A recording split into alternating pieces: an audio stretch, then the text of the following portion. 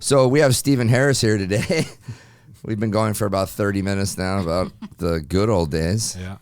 Go back. The remember when stories, is like I like to call them.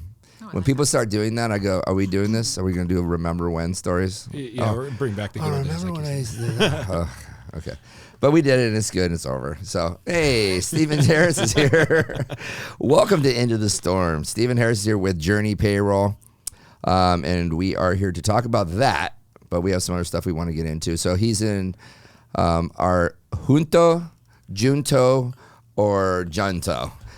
Nobody really knows exactly how to say it, but I think the books say it's junto because, it was started by Benjamin Franklin and had a little Latin flair to it, and I think that's why it's called junto. But we will never call it that. We'll never know exactly how to call it. Junto, however you want to say it. Junto. So we've had a lot of guys on this podcast from junto or junto. We're going to call it, I call it junto, you call it junto? I call it junto. And I'll call it junto. At least I get half of it right. Junto. So that's our networking group that we have for our leaders, business owners, and C-suite people. Yeah. Stemmed from maybe a little bit of a BNI sort of deal, but it's been real powerful, I think, in your life and my life, and obviously we built a lot of good friends from that. And you were just talking about how your life, 5 years later after joining your first BNI group, it's elevated immensely, and a lot of it has to do with the fact that I think the people you met and the people you surrounded yourself with, right? Yeah, absolutely. Yeah. And so, okay, let's back up a little bit then. We were talking about how you knew our cousin Amy, so we won't do that anymore because you went to Horizon High School, yada, yada, yada. You grew up in North Scottsdale. So you went to ASU. For a year. For a year. Yeah. Okay, so where did you meet Phil then? So I met Phil. He actually started working for my dad. Him and I both joined my dad's company at the same time in 2008. Okay, so you're a college dropout. Yeah. Okay, go. No, I did See, get kids, it. you don't need to go to college. It's very expensive. Please don't go. I did get an associate's at ITT Tech. Okay. In computer drafting and design. Oh, nice. So like a lot of this stuff in the playbook here, like graphic design was what I wanted to get into. Okay, cool. It's a lot of that. And then I actually got an architectural job at 20 years old. I was drawing lines all day. I was a CAD monkey. Wow. AutoCAD, drawing lines, construction documents, all that kind of stuff. Right. Then I wanted to get into sales, and I'm like, I can't sit here and draw lines with headphones on all day. Right. So it was like, this is not meant for me. Plus, I was like 21, making $25,000 a year, and I was like, I want to just start making some money, and sales was the way to go. Right. So my dad hired me when I was 22. And your dad had a company that was similar. It was a payroll company, or was it like a software company that worked with payroll company? It was a software company that worked with payroll. So he's an entrepreneur, software developer, started this business in the mid-90s. First client came on board in 97. So I grew up with it, saw all this stuff.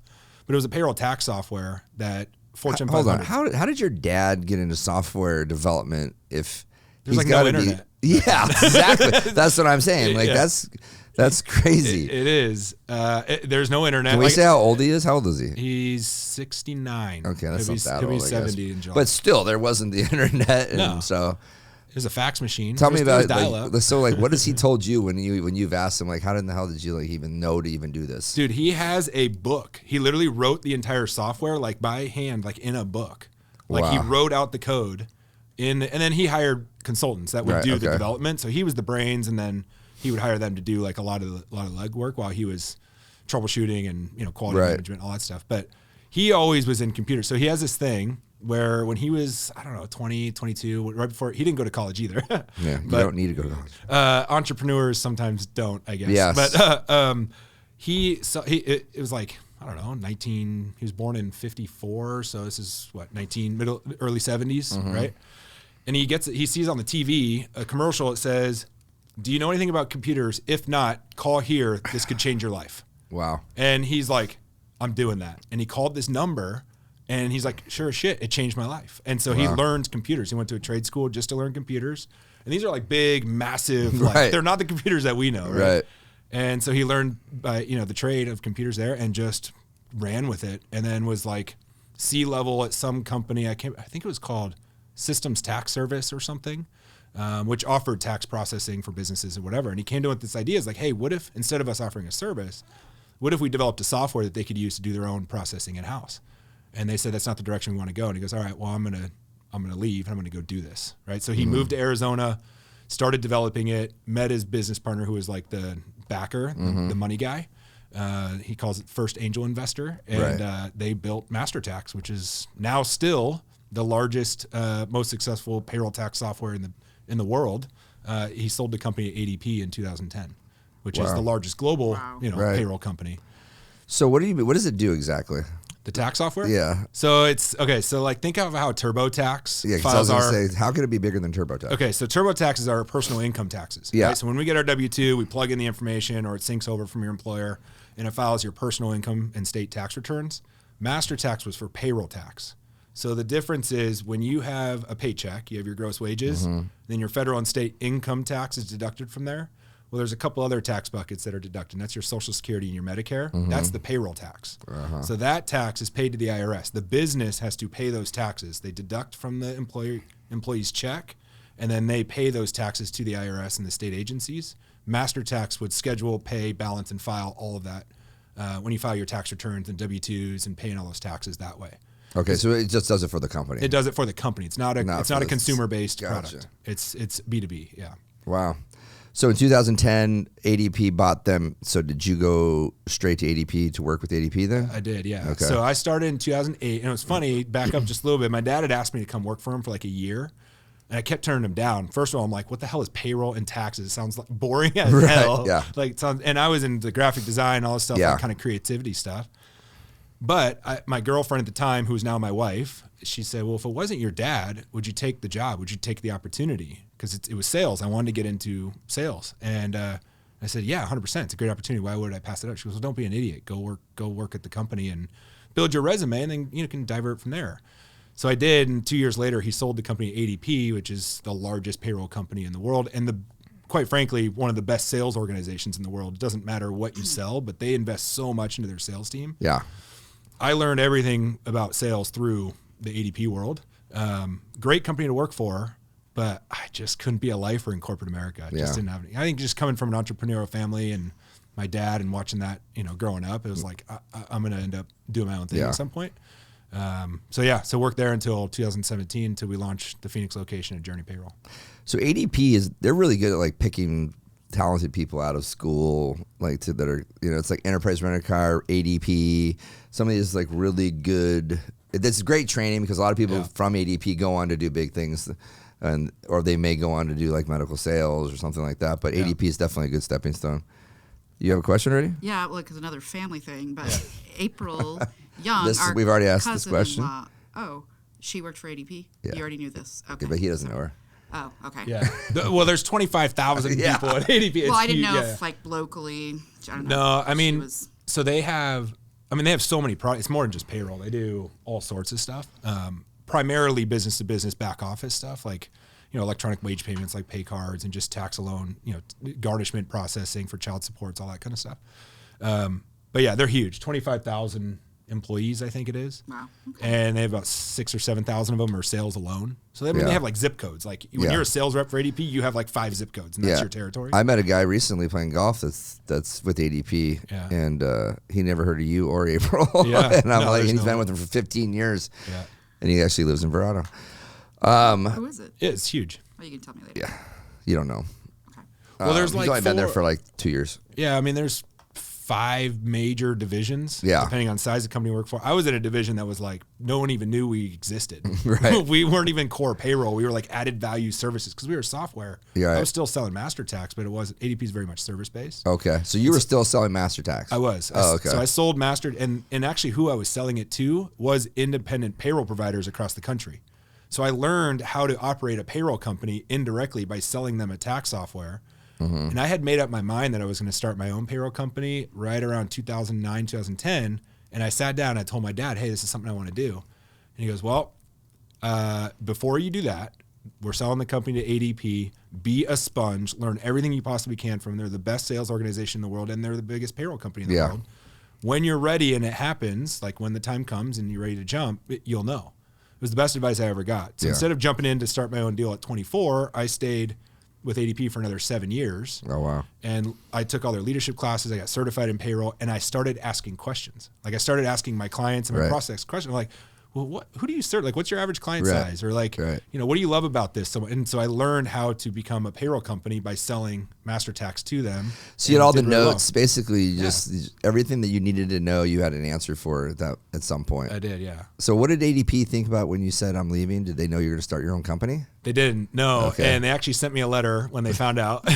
Yeah, like a non-compete type thing. But I wasn't doing the same thing. Like when I was at ADP, I was selling a tax software to payroll companies, not selling small business payroll service, you know, or payroll service to small businesses. Yeah. But how Journey got started though is I didn't start it from scratch myself. Right. I met a gentleman named Kevin Welch. He's in Fort Collins, Colorado. Journey was known as TLC Payroll, Timely, Local, and Committed, just a little privately held payroll company in Fort Collins.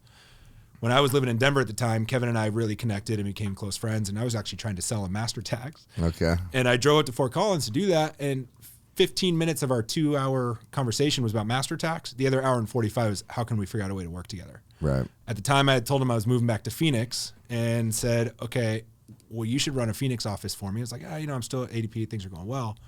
Well, fast forward to corporate America and how they jack around your comp plans and quotas and all that stuff. I had to sell the same amount, but make 80 grand less. That's how they restructure my comp plan. I was like, damn, this like really sucks. And I kind of had it. And I was like, all right. So I reached back out to Kevin. I was like, hey, was that opportunity still on the table?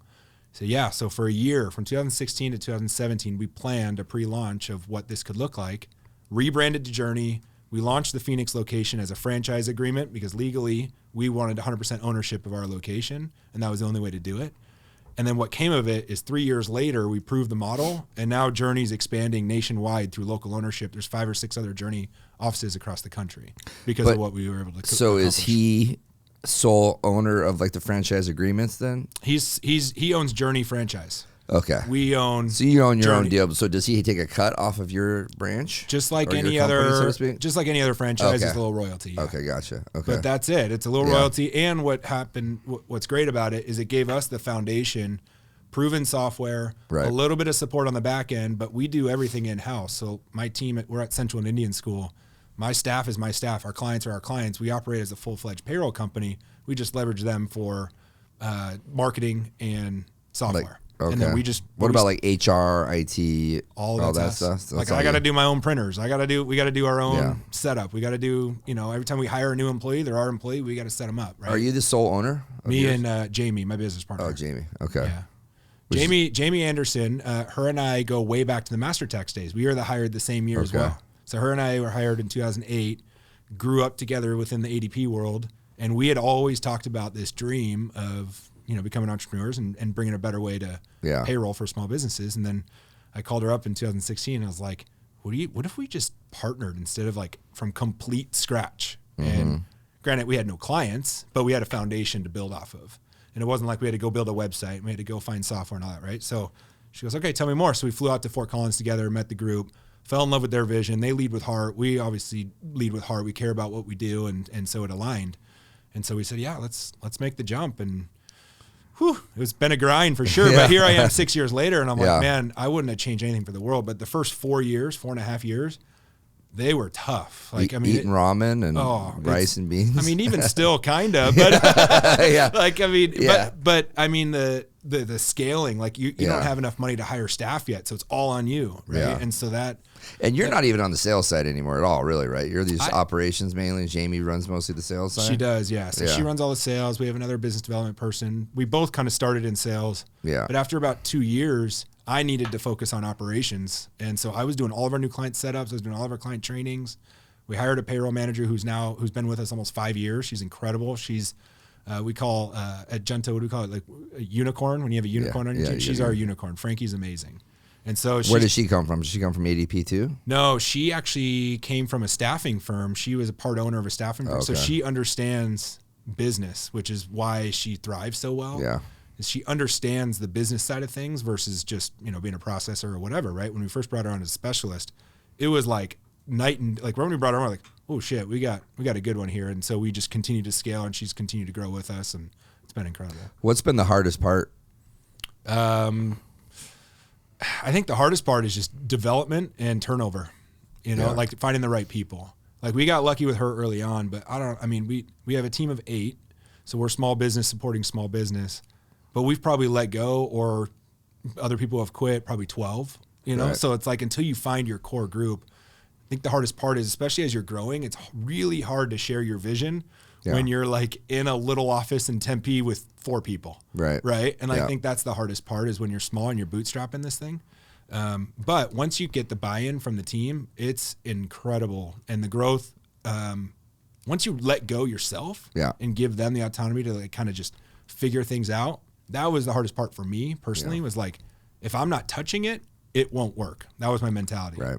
And it was the wrong mentality. Do you think that you hired incorrectly, and you hired some good people that you lost them because they just didn't buy in fast enough, or it just wasn't working quite yet? I think it was, so we never had a bad year. Like every year we've grown more than 45% year over year, which is incredible growth, right? But when you're starting small, those numbers are huge. Right.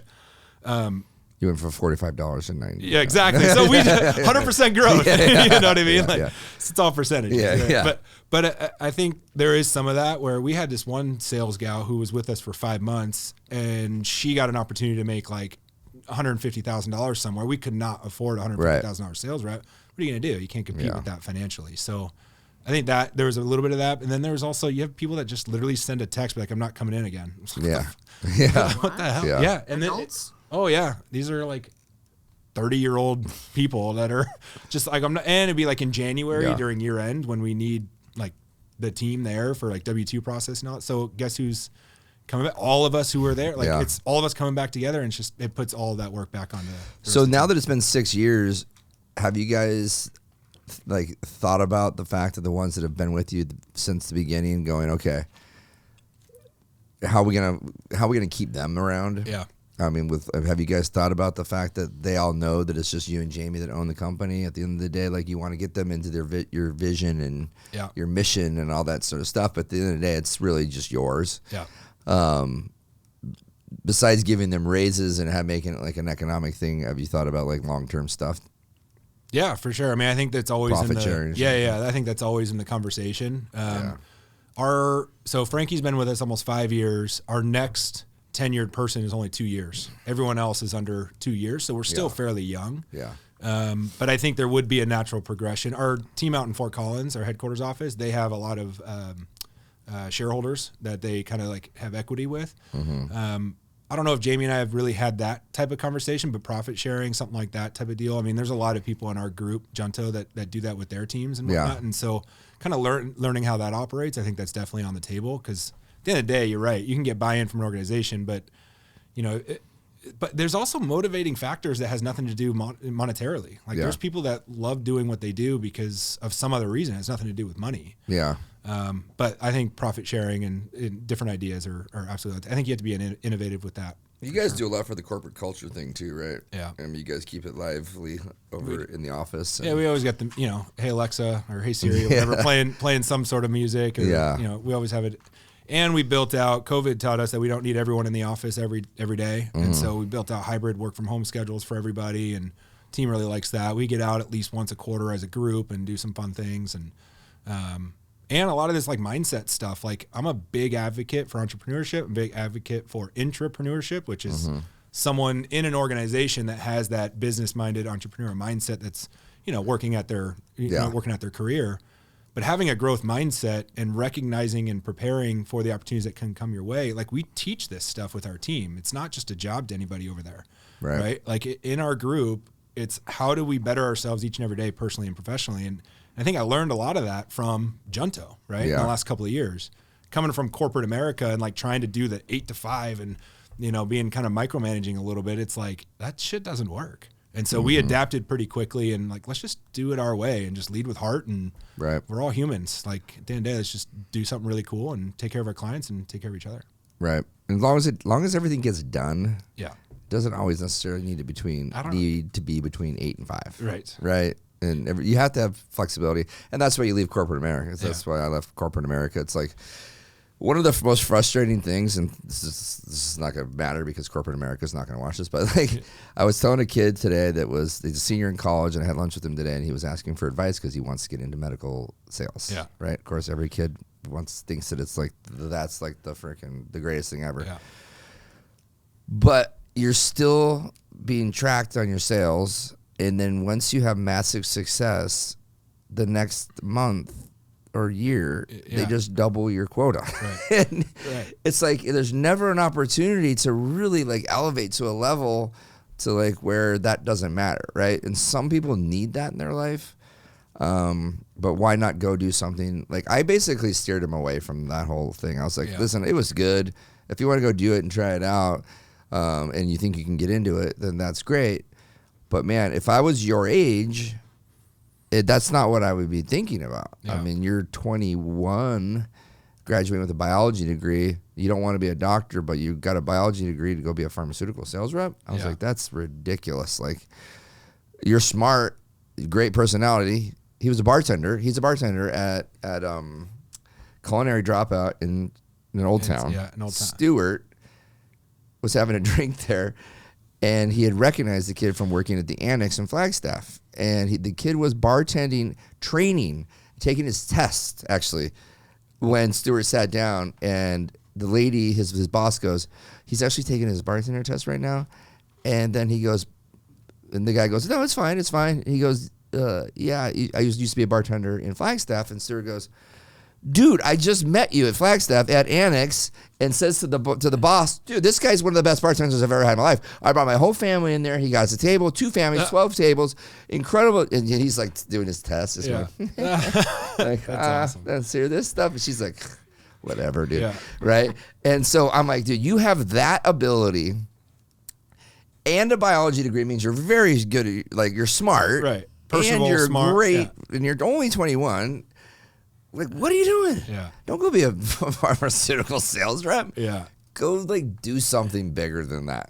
Well, I think no one goes to school. Sorry, Uncle John, by the way. Sorry, Uncle John and my dad and myself. Everybody who is in pharmaceutical sales. I'm just like, dude, at your age, like, the world's your... If you want, like, a paycheck, go do it. But, man, well, I'd rather do something else. So I would say as a 21-year-old, like, unless you know somebody, right? Like, you have no resume, really. Unless someone takes a chance on you. Yeah. Like, getting into sales, number one, I think you have to start in a restaurant or hospitality or something while you're young. Like, hands down, my kids will go through it. Mm-hmm. Like, you have to. I went through it in college. I was a server at Oregano's. I opened the Mesa store.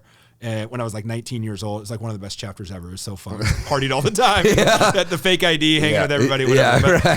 But I mean, you have the opportunity to walk up to strangers every day, serve them, and then you get assholes that are like talking back to you, and you have to be able to like keep your cool, and then you got to remember orders, and like so there's a lot to it, right? Yeah. And so you hone in on your craft, but that helps you with sales and customer service, whatever, et cetera. And you go to school, and then you don't ever really end up doing what you went to school for anyway. But I think now, especially if this kid's 21 now, like imagine what we're doing now with this podcast and the self-branding and the social media and all that stuff. If we were doing this 20 years ago, if it was available to us, we'd be retired. Right. So that's what it should be focused on is like go, if you're not sure what to do, just self-brand yourself at this point. Just spew your thoughts and talk or whatever and build a community for whatever it is that you're passionate about. You go get a job so you can make some income, but that will eventually 10 years from now, like having an email list or having subscribers or whatever, like you can monetize that insane, right? Yeah.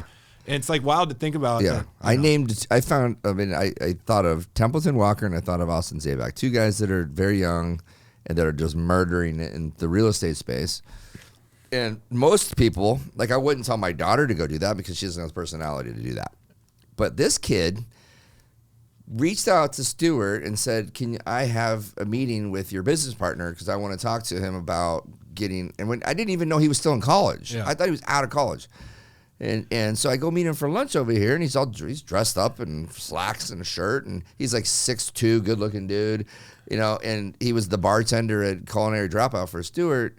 And I'm like, dude, what are you doing? Like, you're way advanced, like right now. Like, you could go do this over here. And then he goes, okay, cool. What's the next step? That's what he said to me. I was like, fucking dude, we're going to hire this kid, I think. I was like, oh, but I think you're going to do mortgages. I'm not going to ruin your life. I think you could. But like, you know what I'm saying? I was like, dude, you have everything that's there that maybe there's something I'm not seeing to go do something different besides that. So anyways, enough about that kid. One more thing, the digital marketing side of things too, right? Like, we talk about this all the time and we just don't implement, but because we do the podcast, Trey does the video, she does the production side of things, and she can do social media. She do all the branding and the marketing and all that sort of stuff. We got Riley, who's really good at social media, that's working for us.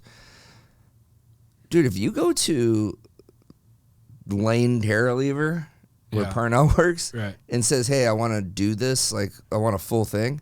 Dude, people are paying $10,000 a month. Oh, easy, yeah. To do all that stuff. Yeah. Right? But, well, we don't do it, right? Because we have other careers. But, like, Trey is young enough to be running his own business right now. He has all the opportunities we're talking about, so he's lucky, so he can still do it. And we can do it as well. We just don't because we're focusing on other stuff, which we probably shouldn't be. We've got the wherewithal, we've got the knowledge. Our implementation is garbage. Yeah. We just simply do not have time to do all the stuff that between the three of us, we know we should be doing. Yeah. And But we really just need to start with one person, one client, and just do it right. Yeah. Right? But if we really wanted to get behind somebody financially, we could get behind Trey because Trey's young. And Trey has time to do. Well, and it's, you know, I think it's just preparing constantly and putting in the work and figuring out what's possible. And, I mean, obviously I've seen the podcast and you do an amazing job, man. Like you could turn, if not already, this is like a full-fledged business with multiple clients up your alley. And I think obviously the resume is here with this podcast, but as an advocate for entrepreneurship, it's not an easy road, but it is like as you're through it and going through it, but it's an easy road to make the decision and just continue pushing forward. And it's challenging, but man, I don't think I could work for anybody else ever. Right. I mean, getting a W-2 from someone else just never wasn't in the cards for me. I think that's I think that it's possible. And obviously a lot of people are okay with that, but I think there's just some people, and you strike me as one of those, and you as well, Trish, to continue building things for yourselves. And I think it's really important in this day and age to build something for yourself. Right. So this is a great segue into this right here. Oh, Oppo Flow. So this is kind of a cool story because you basically, this happened in Junta. We'll say Junta for you because it's actually Junto. I looked it up. Say, how did Benjamin? Oh, now we got 4 versions. Junto, according to the Okay, Junta. Now we're getting all confused. Now we're getting like Native American here. Yeah, it's according to Teddy's like Junto. Does he do that? The Junto or Junto or whatever we want to call it institute. Literally says that Benjamin Franklin pronounced it Yunto. Y-O-O-N. Interesting. Okay. Great. We got to bring that up tomorrow. Yeah. But I think this was brought up a month ago. Maybe I made up junta. Maybe it was junta. No, but actually this group, the next sentence is, but we pronounce our group junto. Junta. Okay. All right, whatever. So we're going to call it Yunto. All right. So anyways, our group, and then 2 years ago at our summit, 2 summits ago, you're our guest speaker. And one of the cool things that we do is we break away and we go on these summits, and you know, it's in a different location. We've done it in Flagstaff, and this last one was at this most amazing house in Heber. Incredible. And you really get to see like how people in the group elevate to a different level, because when you have your meetings, it's like, you know, we talk about things, you get in your little groups, and you know, sometimes you walk away going like, I didn't get anything today. Yeah. Right. And then you go on these summits and you see your peers, you know, present and what their level of presentation skills and like everything they've come together. Well, this came out of nowhere. Yeah. Nobody even knew you were doing this shit. So all of a sudden he's like, yeah, I really like this thing I started. It was an acronym, right? Yeah. Opportunity, purpose. What? I wrote it down. Yeah. Preparation. I'm sorry. Open mind, purpose, preparation, opportunity. Correct. Okay. Yeah. So, and then you're like, I really like this, so I got a website started, and I'm doing like you like we're like all about it, right? I'm gonna do this. This is something I really got. And then you did this whole presentation on Oppo Flow. Yeah. So talk to us a little bit about that and how it started. All right. So this podcast is like an hour long. Yeah. No, how far in this are we? Yeah. 20 minutes. Okay. So Oppo Flow was really cool because you're right. It came out of nowhere, and it was built from the mindset shift that I achieved through Junto. There you go. But basically, it's kind of where it came. Like as an entrepreneur, you have the peaks and the valleys, and you get in some deep dark mental state sometimes, right? And so it's like, and sometimes you feel like you're on an island. And December 2021, so we had our first summit August 2021, so then it was August 2022 was the first time I presented.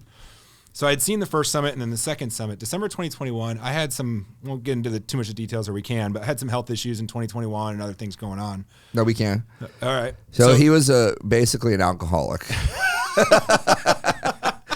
I mean, let's not laugh about it, but you were drinking too much. I wouldn't. All right. So I wouldn't say I was an alcoholic, but I was drinking a lot. So it was very much, so we'll get personal. Yeah, get personal. All right. So my dad is a recovering alcoholic. Alcoholism runs in my family, both sides. And so he hasn't drank in, I don't know, 15 years or whatever. Yeah. But I was always a party animal, in college and my 20s, and just having a good time. Like it wasn't like, I knew when to kind of cool it, but it wasn't like out of control to the point where, it was causing too many issues. It wasn't causing any issues for anyone around me. It was more just myself causing issues internally. So anyway, COVID hits, and obviously we're like, everyone's at home drinking and, just hanging out, trying to get through life or whatever. And this is also when I'm like 3 or 4 years into the business, and like we had no staff. It was like 3 of us that were supporting hundreds and hundreds of clients, but we didn't have, because in payroll business, like you earn revenue per payroll. So when I bring on a new client, it's not like I get that money right up front. I got to wait a full year before that full revenue is realized, right? Wow. So it's constant growth, and it's great once you get further and further down, but you got to have the patience to do that. So we're grinding it out. And so we're, as I got older, my body just stopped processing beer, and it stopped processing alcohol the same way. I couldn't bounce back the same way. Yeah. But I wasn't stopping, my habits per se. So I had a few wake up calls, and there was some where, you go out on a Friday night, and then you wake up the morning Saturday and you pick it right back up again because you're hungover. And then Sunday you just like dead to the world and whatever. Right. Well, during 2021, I got diagnosed with pneumonia. I had pain in my chest and whatever. And so I went to urgent care, got an x-ray, said pneumonia, put me on some antibiotics, whatever. But I'm also building all of our clients. January was the busiest time of the year. And I'm like sitting at my desk, and I remember like everything going black. Like I just was this close to fainting. I was at home, and I yelled for my wife, and I was like, Kim, I'm like, I can't see anything. And she just lay down, whatever. And like, it took me about 45 minutes to like calm down. I think it was just because I was dehydrated, hadn't eaten, and I'm recovering from pneumonia and working my tail off. 6 weeks later, I go to my follow-up, and I'm still not 100%. And the doctor's like, "Have you ever had valley fever?" I said, "No, I've never." I thought only dogs got valley fever. I didn't know it was like in humans. Like I've had it. Have you? Yeah, it's brutal. So I get valley fever, and it's a blood test. It's the only way they can test for it. They put me on, and if you don't know what it is, it's like a spore. It's a fungus in the southwestern part of the United States that you breathe it in. And most people don't have any symptoms, but I was one of the lucky ones. Like 10% of the people have symptoms, and it actually created a cavity in my lung. So I was losing a lot of. I couldn't breathe very well, and I had antifungal and breathing treatment for like 90 days, and it was a real thing. It was pretty scary actually. I went to the hospital one time, and it was like it was weird. So I ended that, beat that in June 2021, and then 3 weeks later I get the Delta variation of COVID. So the respiratory trifecta just rocked me, right? Yeah. Like I was down, COVID, I was down for like 11 days. I had to have an inhaler. I called like a pulmonologist on speed dial. Like I literally was having issues. But I was also, once I was like healthy, like when I felt good, I was still boozing, right? We were still having alcohol and still drinking and all that stuff. But now I've got a medical resume, and I never had one before. Like when I went to the hospital, like the last address they had on file was like when I was in middle school. Like I never had any issues. I was always the healthiest guy, but I was unhealthy, diet and all that stuff.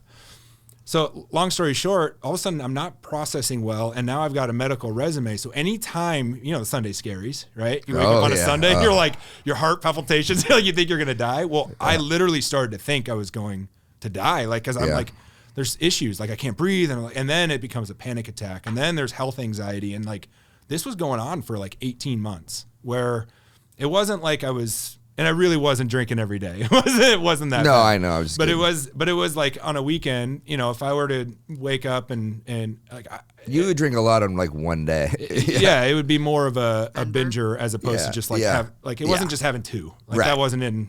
I would like not drink during the week, and then like on a Saturday night have like 15. Yeah, right. Whatever. Yeah. So long story short, I realized that I was starting to have these issues, and I thought it was to the point where I was like, I'm not well, and I am going to, like, this is it. This is the end for me. Like, I thought that I was going to die. It was the weirdest thing. And there was one instance, it was Thanksgiving 2021, right before, we were in Junto and all this stuff. Thanksgiving 2021 went on I'm with my family in Pine Top and all this stuff. And so Thanksgiving's on a Thursday, right? So drank all day Thursday, football, whatever. Friday, we're still up in Pine Top, picked it right back up. Late night, we were up till like 2 a.m. And then we drive home Saturday. Well, I was like in really rough shape, but of course I'm trying to like keep it cool. I'm like, yeah, we're good. And so we're driving home, and about 45 minutes into the drive, I start feeling like real funky, like tingly, and it's like kind of giving me the chills right now talking about it. So not a lot of people know this story, Ryan. This is like coming out. Was this full-blown panic attack? This was, at the time, I didn't know it was, but yes, I've this had was the a same thing happen to me. full-blown panic attack. Dude, it was like it overcame my body, and I started going numb. Right. Like I was like, You're holy like, shit. yeah. So I go, Kim, I gotta pull over. So I pull over, I get out, I get into the passenger seat, she starts driving. Kim's my wife, right? And so I'm laying back, and I'm trying to get my shit together. Yeah. And I just couldn't. My entire body, dude, it seized up. Yeah. It seized up to the point where I was freaking out so bad that my hands were like cramped up to like I couldn't move my jaw. I was a block. Everything was solid. And I literally looked at my wife and I go, "This is it, Kim. This is it. I love you. This is it. But I'm done." And like I thought I was dying. Like I thought that was the end for me. My sister is a doctor. My older sister, she's an OBGYN at Banner. And so she's like, when there's medical issues, she's like the one that comes to the rescue. And luckily, we were kind of caravanning home. Like my whole family was with us. Yeah. So we pull over, and she comes running up, and she literally just plopped her whole body on my chest because she could, and was giving me Gatorade for like electrolytes. And she goes, 3 minutes into that, if you weren't like calming down, like then I would have known it was more of a medical issue. But I kind of had a feeling this was more of a panic anxiety thing. Mm-hmm. And so obviously I was able to calm down, and holy crap, man, like I was shaky the whole time. I had never experienced anything like that in my life. And that was really scary. Like that was extremely scary. And my whole family was there to see it. Very vulnerable, like type of situation. And just knowing family history and all that kind of stuff, I started making had some real thoughts of like, what's the path I'm on here? Right. Right. Like, where am I going? So fast forward to a couple months later, I raised my hand in our group, Junto, say, who wants to give internal sessions? And I raised my hand to challenge myself on purpose to give a session to the group at our next mastermind. Because I'm like, I need to take a break and just like refocus and do different things. I didn't know what the hell I was going to talk about. I had no idea. Like in this group, I'm like, I'm not going to talk about payroll and HR with this group, right? Yeah. I had no idea what I was going to talk about. But I raised my hand and said I'd do it. And they were like, yeah, it's free reign. You can talk about whatever you want. You can kick us off. I was like, okay, shit. Now, what do I got to do? I got better come up with something good. So the next 2 months go by, and I figure it out. And I realize, how did I even get into this group? How did I get to this point in my life? What were the pivotal moments that I have experienced in my life to be where I am today? And it was all around opportunity and the things that I said yes to, or the things that I didn't say yes to, and the actions I took, whether things happened terribly or things happened well. How did I pivot and learn from those different situations? So I built a session all around opportunity, which you remember. Yeah. Mm-hmm. It was all kind of like just the idea of opportunity. And I spent 6 months reading books, podcasts, studying, and I put together a presentation. The last slide was Oppo Flow, because 2 weeks before I'm giving this presentation was when I was building the frame, like just saying, oh yeah, you know, like you gotta have an open mind. Like you can't, can't do this if you're closed off. And then, well, then you got to know where it is you want to go. Like, what's your purpose? What do you want out of life? Like, no one's getting any younger. We're all starting to think, what does the rest of our life look like? And I was definitely thinking about what does the rest of my life look like after those types of situations. And then it's like, I'm always a knowledge seeker. We always have to prepare. And then how do you recognize good opportunity? So I realized, O, open mind, P, purpose, P, preparation, O, opportunity. I was like, Oppo, kind of a play on words with opportunity. And then once you have that foundation down, then everything kind of flows through there in a more meaningful and positive way. So Oppo Flow. I go on GoDaddy.com, domain search, and sure as shit, OppoFlow.com is available, so I reserve it. Yeah. And then that was on our presentation. It said, so the website is available, so I got a website. Not sure what I'm going to do with it yet, but this is what I'm going to do. Fast forward a year later, I'm now doing small business team workshops on the Oppo Flow mindset. I'm doing speaking engagements. I've launched a podcast with Phil, the Success Flow podcast. And I've also launched a weekly email newsletter sharing opportunity stories and a mindset shift. And all of that came from the pivotal moments that I had in my personal life, Junto, challenging myself on purpose, put together the presentation, and building a whole nother business all around mindset and entrepreneurship and how that correlates on focusing on yourself and your health and making sure you are the happiest that you possibly can be. Because if you're not, you cannot perform at an elite level and be a business athlete that you want to be. Right. And so we built this out, and it's pretty much been solo, all me. And the website is, if you haven't gone to it in a while, it's like totally different than what it was a year ago. I went on really it today. Cool. Yeah, I'm on it right now. It's so that's all like that comes from my computer drafting and design and graphic design like that. I don't hire anybody. Like I'm bootstrapping the crap out of this thing. I'm not using any income from Journey the book, to do this. like okay, so I was asking him earlier like who he stole this from, but it looks like something you would get like at like if you were working at like Procter and Gamble, like, and you went on like a conference. Yeah. I mean, it's like super well done. I mean, the arrow with the QR code over here. Is this the Oppo storybook? Yeah. Well, this is the book. This is what we use. I mean, this is his routine. I mean, the graphics. Come on. Oh yeah, that's Canva. It's free. Trisha hates Canva, but it's all cool. Canva. Yeah. But it looks so good and it looks so clean. And when you presented that today, I was like, dude.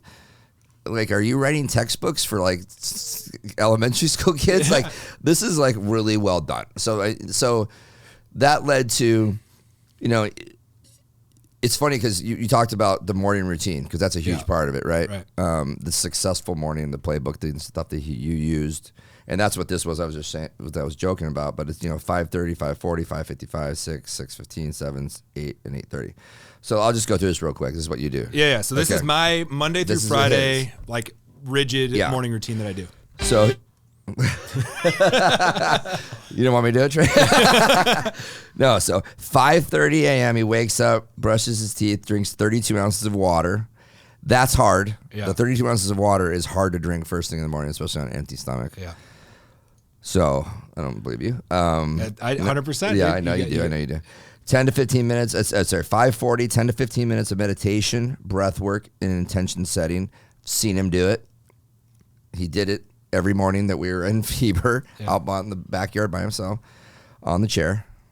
Well, at least one of the days that's where we were doing it. Yeah. 5:55, repeat morning mantra in mirror. Yeah. Do you have the same one every day? Yeah, it's the same 3 lines. Is it this right here? No. Okay. I gave you some examples in the playbook. What are yours? I am confident in all that I do. I am I am confident in all that I do. I am prepared to take action on opportunities that align. I am an unstoppable beast.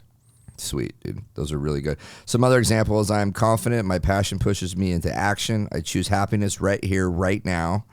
Those are some good ones, obviously. These are the things I think that, I wish that it's not too late, by the way. Oh, 100%. That to go to my kids and be like, wake up every day, especially the non or unconfident, whatever, however you say it, ones, right? Because I think that does help. I don't lack confidence, but I do need these things at times, right? So I do like to say shit like this to myself in the freaking rearview mirror when I'm in the car before I'm about to go do something that I'm pretending that I'm not scared to go do. Right. But I am. 6 o'clock, complete purpose section in the Daily Power Playbook. Talk about that. All right. So the Daily Power is something, actually speaking of children, I do this with my kids too. But the Daily Power Playbook is kind of I actually kind of built it off of, read the book Atomic Habits by James Clear. Love that book. It's a fantastic book, and it's kind of like a guide or a manual of how to develop positive habits, right? And like, how do you get away from your bad habits? And at the time, right, I'm getting away from some bad habits.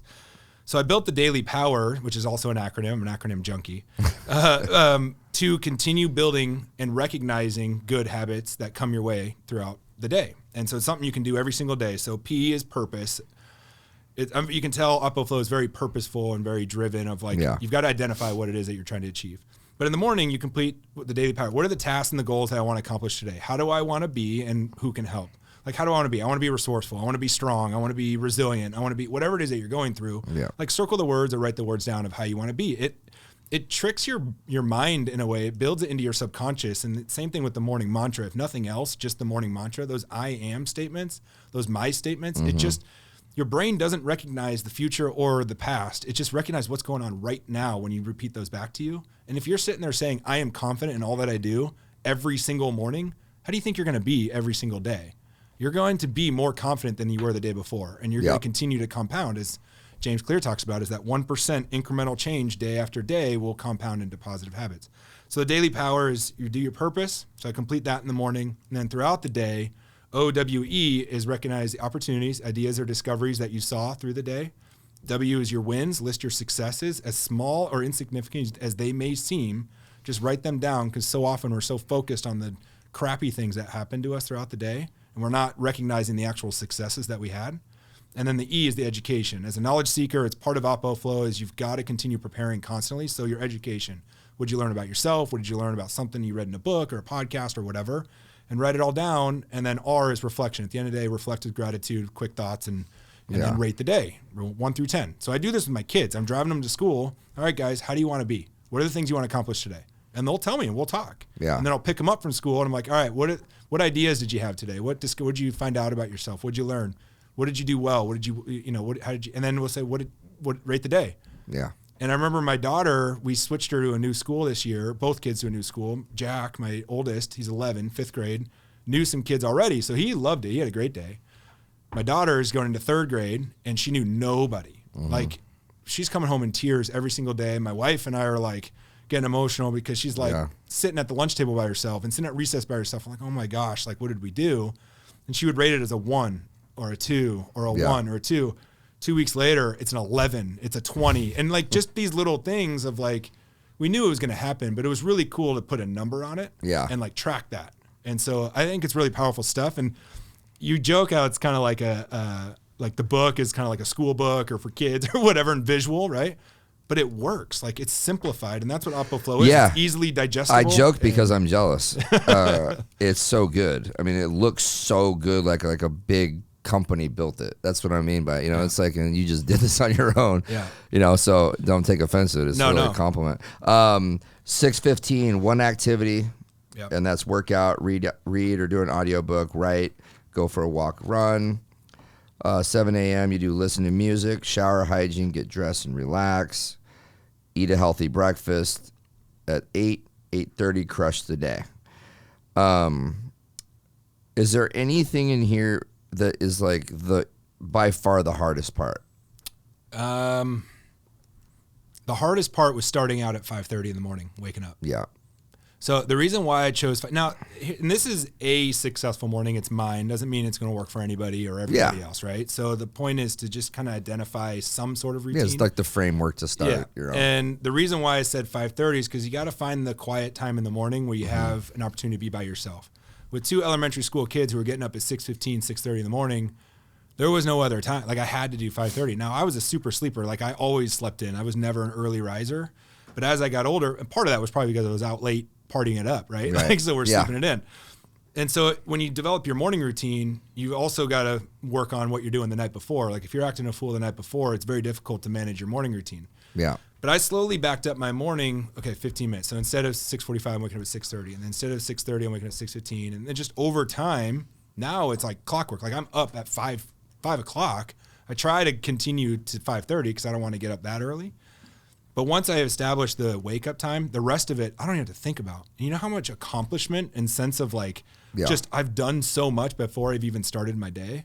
It's an incredible feeling. And I don't even have any thought to it. Like I don't have to use my brain really, except the activity stuff is where you start building that up. One of the things I think that, because when people see this, it does sound like a lot of things, but like you do these in like really efficient ways. Yeah. So like the meditation, right? You do the Spotify, 15-minute meditation. We're not talking about an hour. We're talking 10 minutes, 15 minutes, and just get your mind right. Yeah. Right. And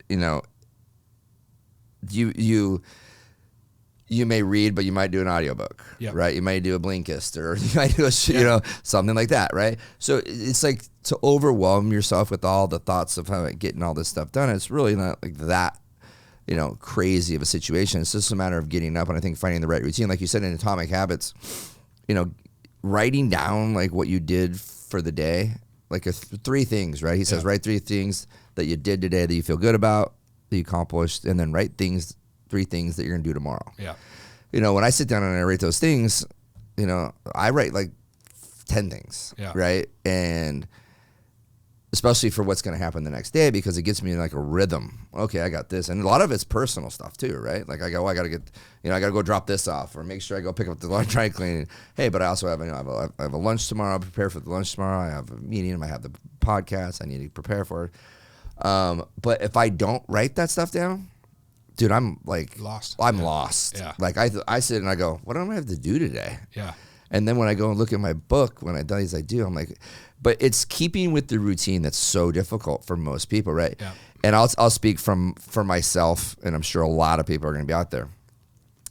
Alcohol throws you off 100%. so badly. Yeah. So, and I personally go through this whole like thing with myself, like, well, God, this is so much about my job is being out, being social. Yeah. And it's been this way forever. But it does get exhausting. It's not, and I have gone out and I've done the whole the Heineken, NA beers, drinking the club soda with ice to pretend that I'm drinking a drink. Yeah. But fighting that demon of like, dude, I love going out. Yeah. Like I love hanging out with my friends. Yeah. Like that's my favorite thing to do. Right. Yeah. So then, but how is it affecting my next day? And then I go, I have more fun getting up really early in the morning and going playing pickleball sober. Yeah. Or not sober, totally. Not hungover. Right.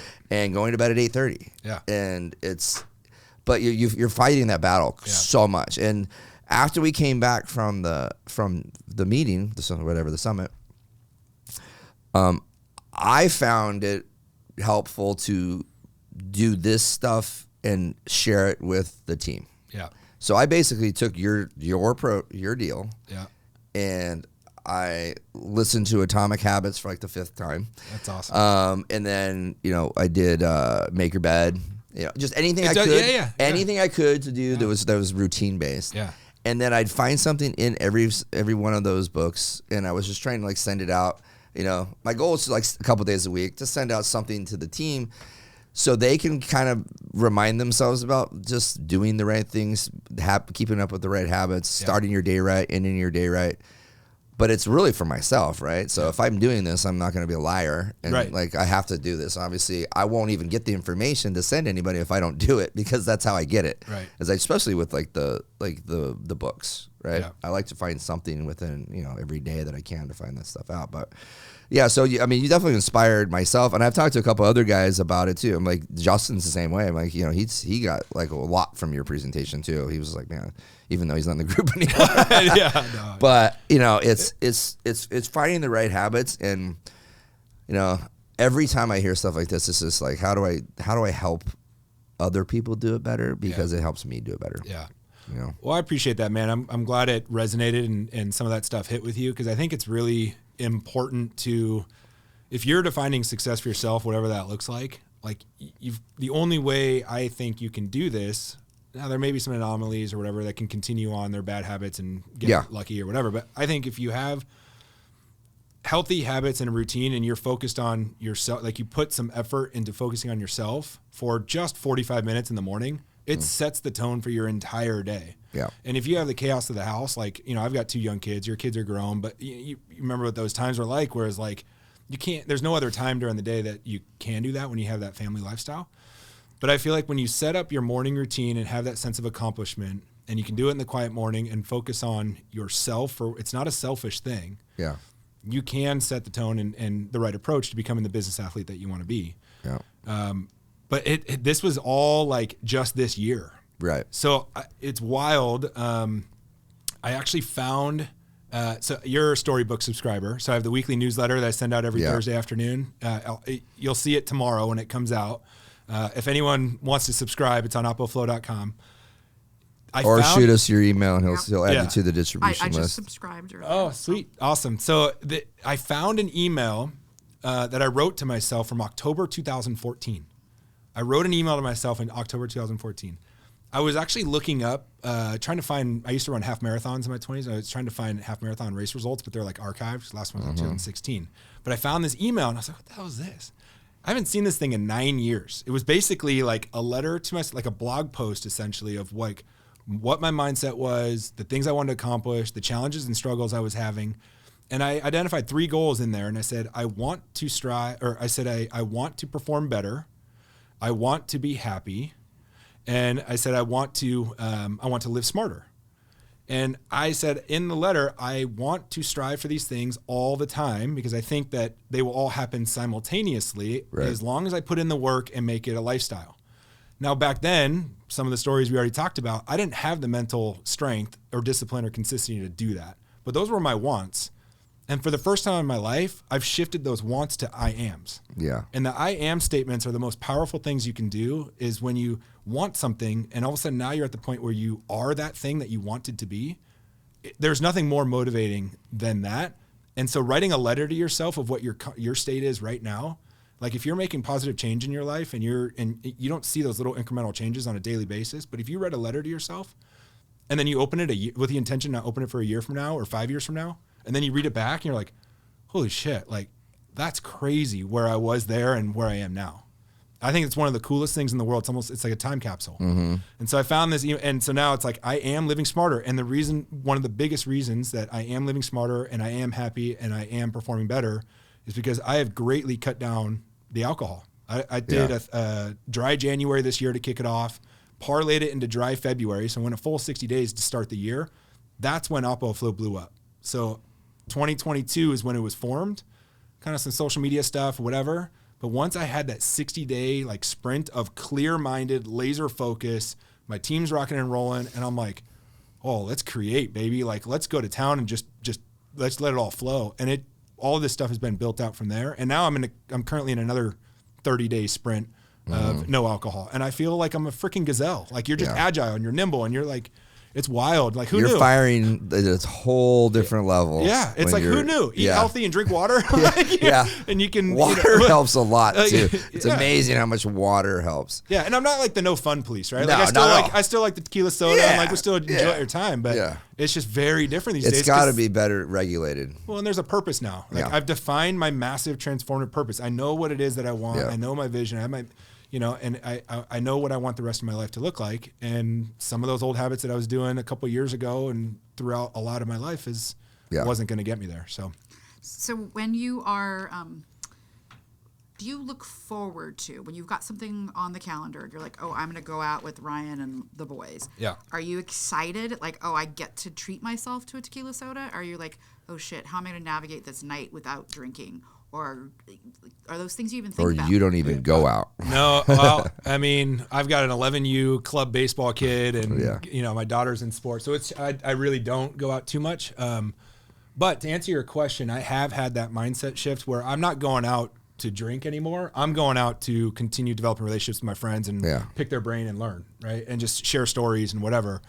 And even now, like, so I'm in a group text. Phil's a part of that, and we got a couple other buddies, and we'll just back and forth. Like 10 years ago, all the chats were like, cheers. Just like, it's like all a bunch of bullshit. And now it's like 6:15 or I'm done my workout at 6:45 and I'm sending a workout pic. Like, get after it, gents, and another one sent, like Phil sending me an ice bath pic or whatever, like doing the cold plunge stuff. Yeah. All like 3 out of the 4, like in that mode. One guy, like he wasn't in that mode, but he kept seeing it. And now we're hearing, he's like, dude, just because you guys have been putting that out there, I've actually changed some habits that I've in my life because we're all at that point. We're starting to think about what the rest of our life looks like. So to answer your question, I don't even think about the alcohol really. It used to be like, let's go out and party and get hammered, but not at all anymore because I love the morning so much. Yeah. One of the things that helped me a lot was what I realized when I started to try to do like preparing for the next day. Is like, it's like set your clothes out for the morning if you're gonna go to the gym, right? Yeah. So I was like, all right, set my clothes out for the morning to go to the gym, be there by 5:30. So I leave the house at 5. But I would also set out my clothes for the day, right? Yeah. And then I'd leave in the morning and I'd get done, and then I was like, where are my clothes for the day? And then I realized, oh shit, this isn't gonna work for me. I need to put my clothes in my car the night before. In order for me to know that my clothes are there for the next day, because if I'm going to go to the gym or play pickleball or whatever in the morning, I have to come here to work, to shower here and get ready here, which gets me here at like 7:30, ready to go, fired up, and being in the office when nobody's even here. I go out there, I turn on the music, and I just like, I'm here, and I'm like, dude, like I can either be here at 7:30 or 9:30. Right. And that helps.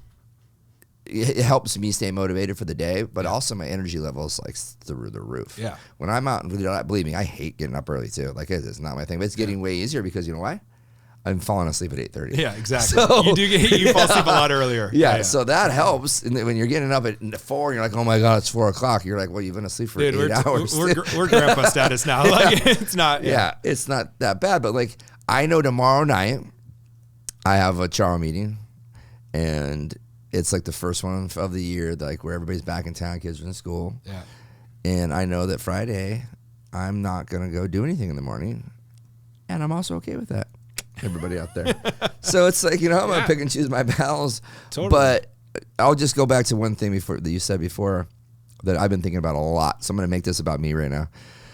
So our last 2 kids left the house, right? So now people call it empty nesters, but I hate that because it makes me sound like I'm super old.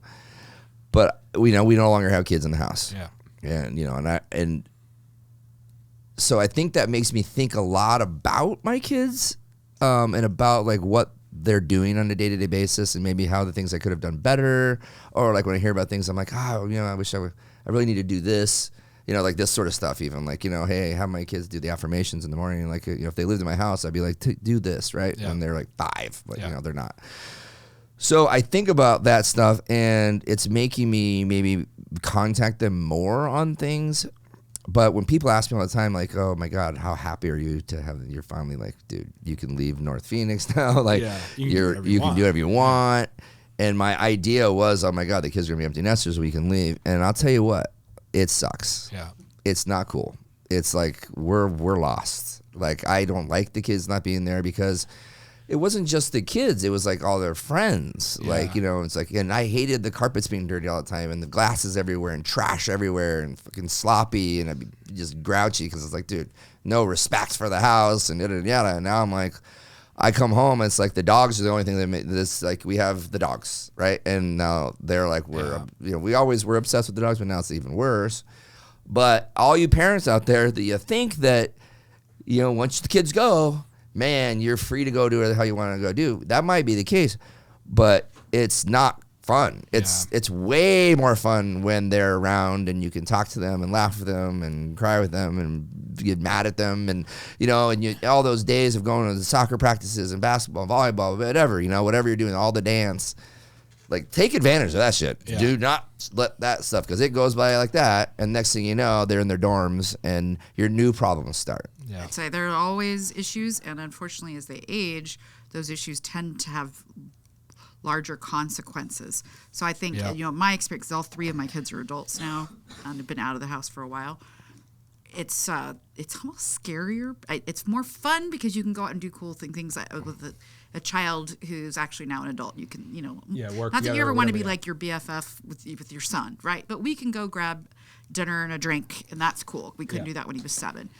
But man, my youngest just left for school 5 weeks ago, and she's in Oklahoma now in grad school. And I was on the phone with her last night, and it was cool for like the first 10 minutes, and then I found myself sobbing. I mean, I was like keeping it together on the phone. I got off the phone with her, and I just started crying. I almost called you, Trey. And so, sorry, tangent, but it's not the first time I've heard that before. Yeah, and I think that all kids are different. The thing about this kid is she lives with a very structured roommate who's a James Clear nut. Really? Right? And so Paloma's now reading it for the first time. Her roommate's read it for like the 5th time. And on their refrigerator, they've got their, before they go to bed, they write 3 things. And literally it's displayed. 3 things they were thankful for, that happened for the day. Their 5 goals for the following day. Their calendar. And they know that on Tuesdays they're going to cook together. On Wednesdays they've got a study group. And it's all right there. You can't help but look at it. Right. And it's like you suck if you don't do it. And Paloma's like, I have no choice because my roommate is so good, And it's cool to see 22-year-olds already like buy into what you're talking about now, and Yeah, totally. It's crazy. So 2 things I'll say is, so it's not the first time I've heard that when your kids leave and they graduate and they go to college, and it's like, fuck, like what am I, like my identity kind of was me being with my kids, right? Yeah. So I'm like right in the middle, right? I have an 11 and 9-year-old. So I've experienced the first 10 years and I'm like thinking like, shit, 10 more years from now, I'm going to be there, right? Like my kids are going to be in college and I'm fearful of that already because I'm like, what are all the things that are going to happen? And so I want to develop this stuff with them. But so going back to like the I am statement, the affirmations and all that stuff. And like I don't know, I never want to say like the old me and the new me or whatever. It's just like, it was always me. It's just, I've had a mindset shift. Right. So I would always think this stuff was woo woo and like, what the heck, meditate or like go talk to someone about my feelings or like open up. Like why would I do any of that? Like I'll figure it out internally and whatever. And then I start going through this stuff by myself behind closed doors. Right now, I mean, obviously with my wife and like, we're very open in communication and, I think talking to the marriage talk is like, as long as you communicate and you're always going to change. And all, I think that helps with longevity of marriage is if you have that open communication with each other as you continue to grow. But when you have this mindset shift and you're trying to do all these things and make change for yourself, you start talking about it more with other people. And then they're all of a sudden like, oh yeah, I've done that.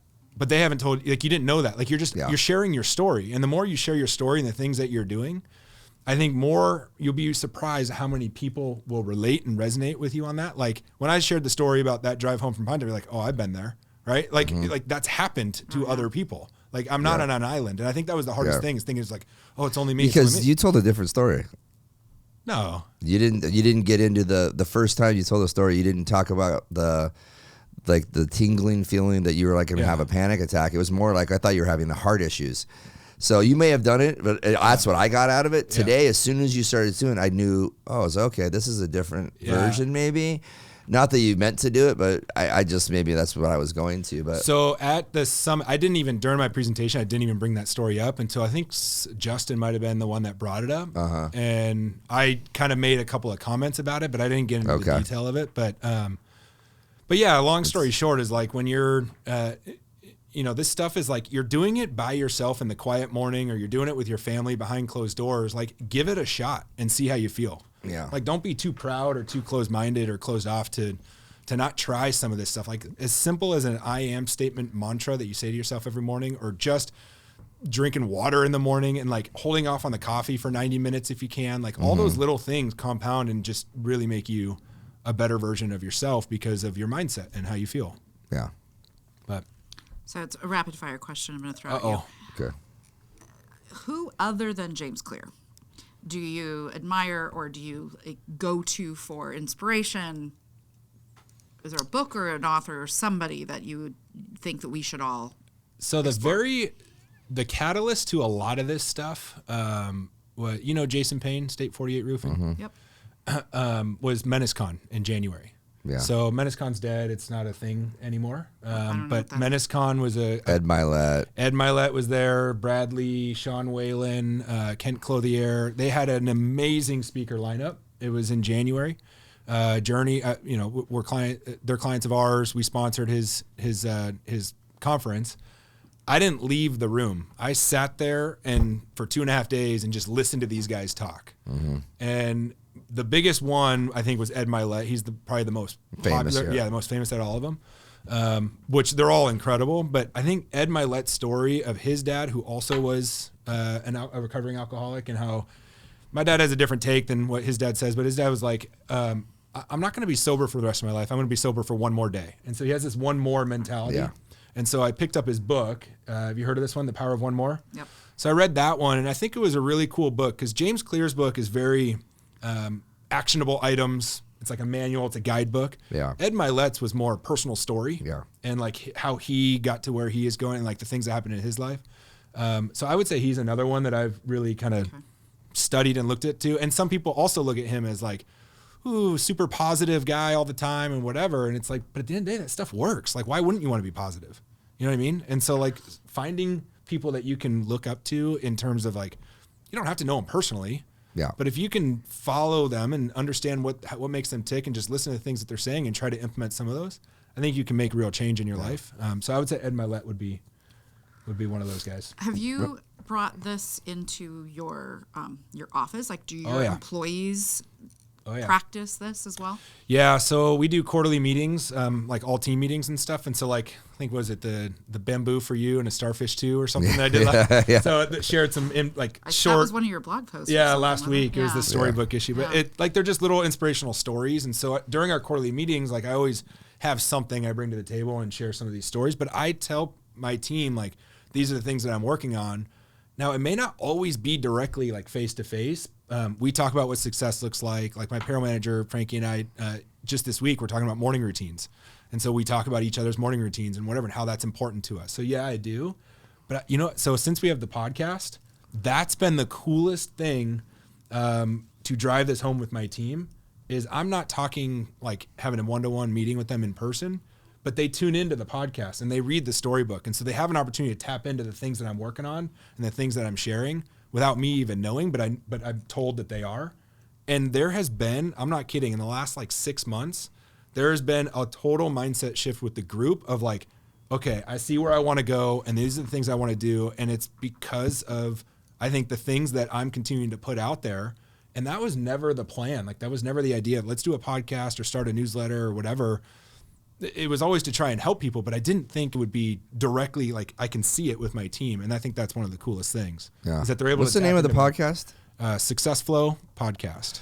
So we have Phil next week. Oh, he's coming on next week. Yeah, next week. So that's going to be a good segue from you into him. And because Phil's the other guy that, are you guys the same age? He's younger than you, He's right? a year younger, yeah. Okay, yeah. So we met, I was 22, he was 21. Mm-hmm. We partied together the whole, he's got a similar story, right? Yeah. But he's way more into the meditation and the breath work. That came from him. Yeah. So I think next week's episode is going to be really cool to listen to like how he tapped into the subconscious. Yeah, he's more in the flow of the subconscious. And I've learned a lot from him. Me too. And his presentation was really good as well. He took us through a 20-minute meditation. Yeah. It was like insane. Yeah. It was awesome. And so I'm excited about that. So probably going to wrap it on that one. I think it's a good segue because we're going to have Phil next week, and it's kind of just going to be coupled with yours. But, dude, thanks for coming for sure, dude. This was awesome. I knew it was going to be good based upon our relationship, but based upon the presentation that we had last week, because it was our last summit. It was really, really good. And to everybody out there listening, if you've made it this far, please go to all our social media platforms, Into the Storm, and then go onto YouTube, like and subscribe, please. Share. We are doing shorts now as well, which helps, which I know. Yeah.